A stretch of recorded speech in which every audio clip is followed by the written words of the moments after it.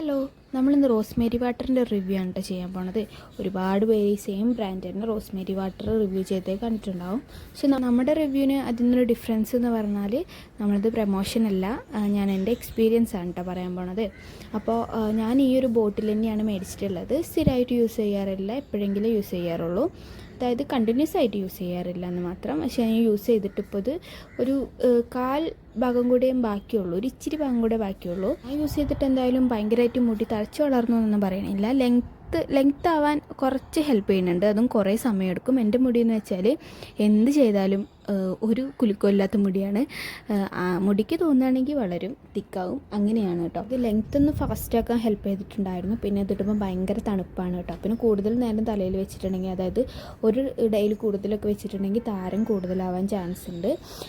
പിന്നെ എനിക്ക് തോന്നിയത് മുടി സോഫ്റ്റ് ആക്കും, പക്ഷേ കൂടുതൽ നേരം തലയിൽ വെക്കരുത്, അപ്പോൾ താരൻ വരുന്നുണ്ട്. പിന്നെ അതിൽ കൂടുതൽ എനിക്ക് ഭയങ്കരമായിട്ടുള്ള റിസൾട്ടൊന്നും തന്നിട്ടില്ല കേട്ടോ. പക്ഷേ ഇത് നല്ലതാണെന്ന് നമ്മൾ കേട്ടിട്ടുണ്ട്.